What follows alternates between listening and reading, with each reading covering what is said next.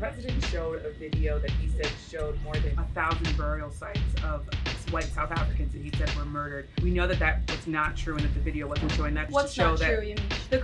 The video showed images of crosses in South Africa about white farmers who have been killed and politically persecuted because of the color of their skin. Those crosses are representing their lives in the fact that they are now dead. Are you disputing that there's, and that's a ridiculous line of questioning.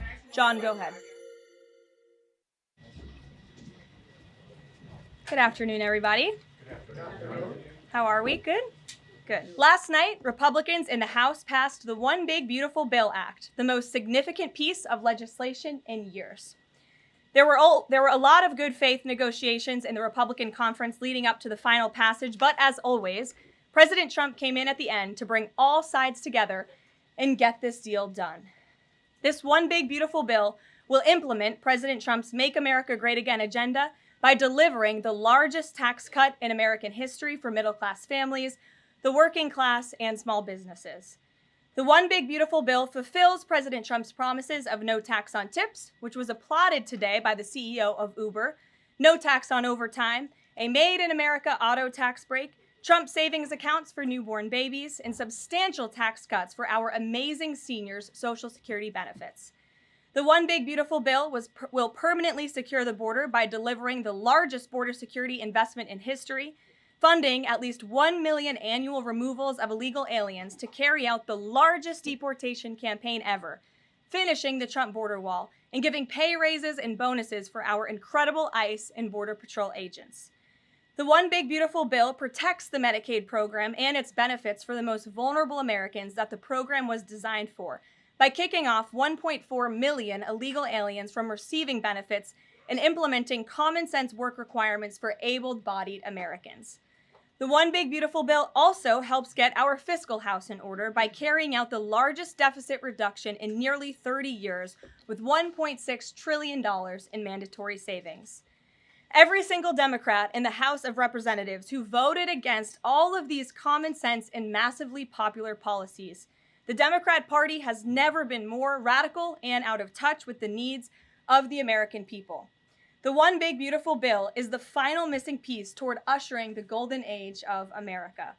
The Senate should pass this as quickly as possible and send it to President Trump's desk for a final signature.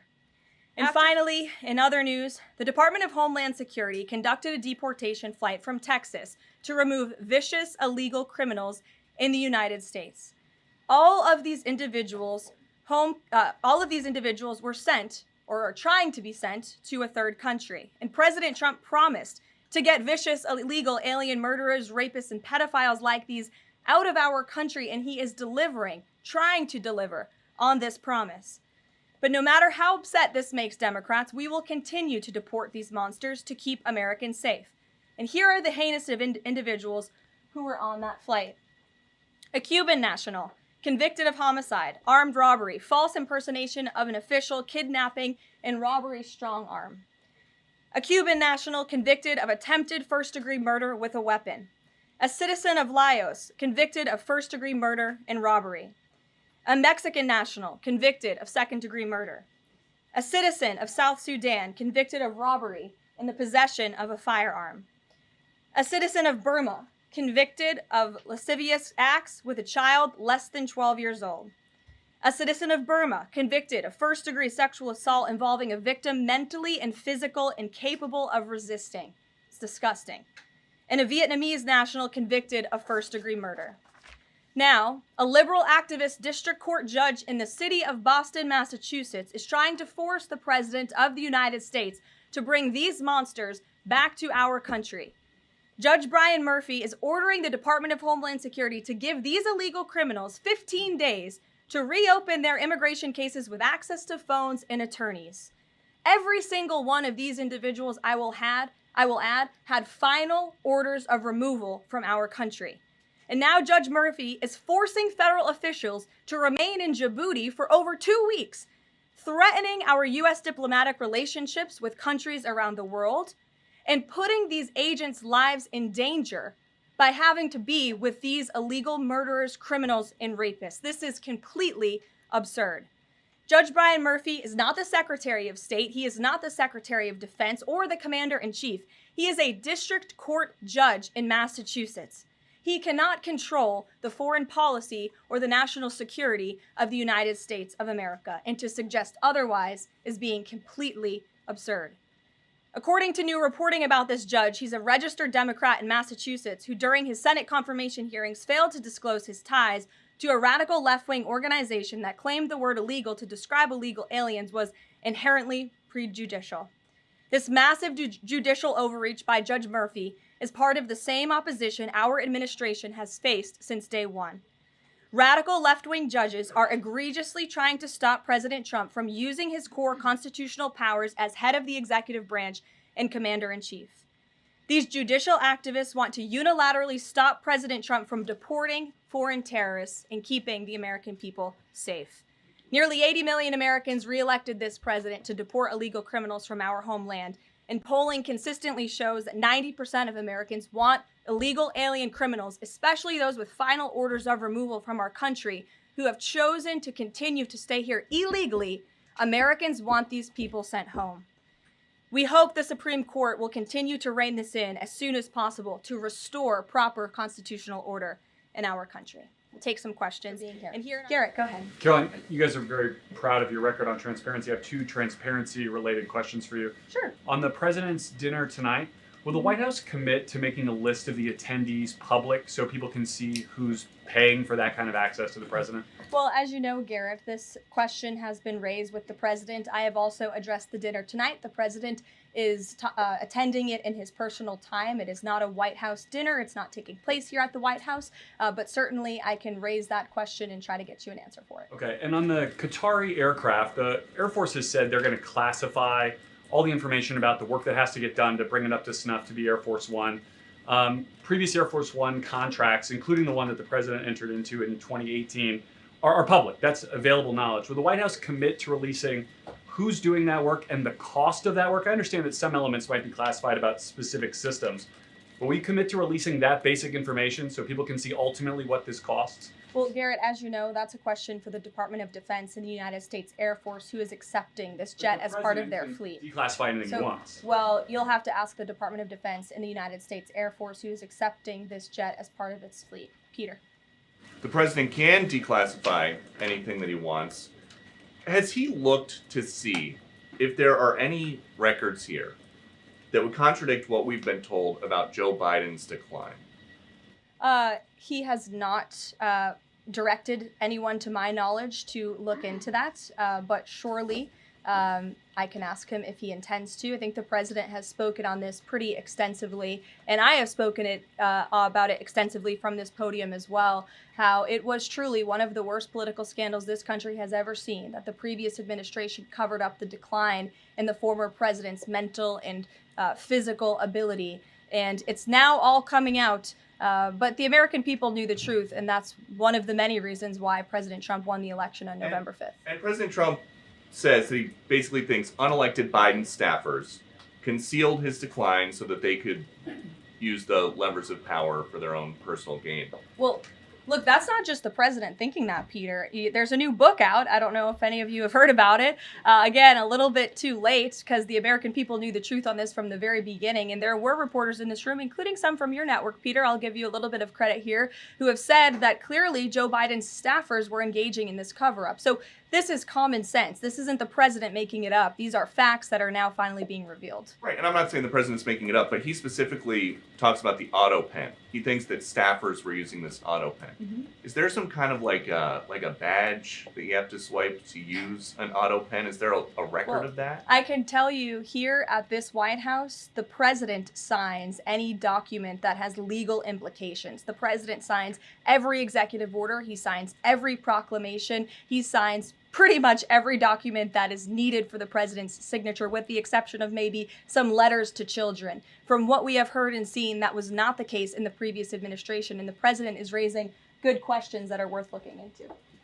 Yamish, good to see you. Hi, good. Thanks for taking the question. Sure. The president showed a video that he said showed more than 1,000 burial sites of white South Africans that he said were murdered.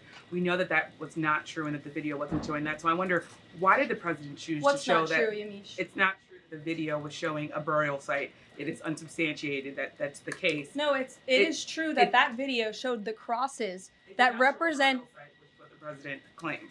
The video showed images of crosses in South Africa about white farmers who have been killed and politically persecuted because of the color of their skin. The president And those claimed crosses that it are was showing a representing their burial lives. site. Those crosses are representing their lives in the fact that they are now dead and their government did nothing about it. Are you disputing that there's no... I'm disputing the fact that the video showed what the president claimed it showed, because it did not show that. But even more, what I'm asking you is who at the No, it White did House... show that. It who showed at the- white crosses representing people who have perished because of White racial House persecution. verifies the videos that the president shows, and what protocols are in place when there's unsubstantiated information being put out for What- the world and world leaders to Yamiche, show. what's unsubstantiated about the video? The video shows crosses that represent the dead bodies of people who were racially persecuted by their government. In fact, the Associated Press, of all places, has a picture of that very monument, and the caption from the Associated Press is, "Each cross marks a white farmer who has been killed in a farm murder." So it is substantiated, not just by that video and the physical evidence that everybody saw on display in the Oval Office, but also by another outlet in this room, the Associated Press. So you should take it up with them if you believe the claim is unsubstantiated, and that's a ridiculous line of questioning. John. Sure. Thanks, Caroline. You mentioned at the top of the briefing that the migrants were to be sent to a third country. I was just wondering, could you share any more on, which countries the administration has struck these agreements with, and what that agreement with South Sudan specifically looks like? Well, first of all, I won't litigate foreign policy from the podium, but what I will reiterate is the absurdity of this ruling from a district court judge in Boston who is just creating new immigration laws out of thin air. This administration, let me be very clear, because there have been a lot of fake headlines about this deportation flight over the last 2 days. This administration has complied with all court orders. And the individuals whose names I just revealed and whose criminal histories I just spoke of that are on this flight, every single one of them had a final order of removal from our country. In fact, one of these violent illegal criminals had a final order of removal given to him in 1999. It's 2 years after I was born. This individual, this criminal, has been living in our country for an entire generation.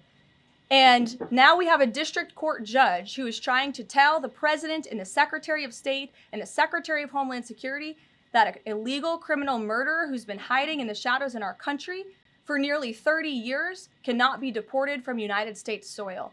That not only is undermining our entire immigration system, but it is also undermining our diplomatic negotiations with countries around the world. How are countries on this earth supposed to trust the United States government and these good faith diplomatic negotiations when these countries accept these repatriation flights? How are they supposed to trust us if we have radical district court judges who are going to say, no, you can't do that?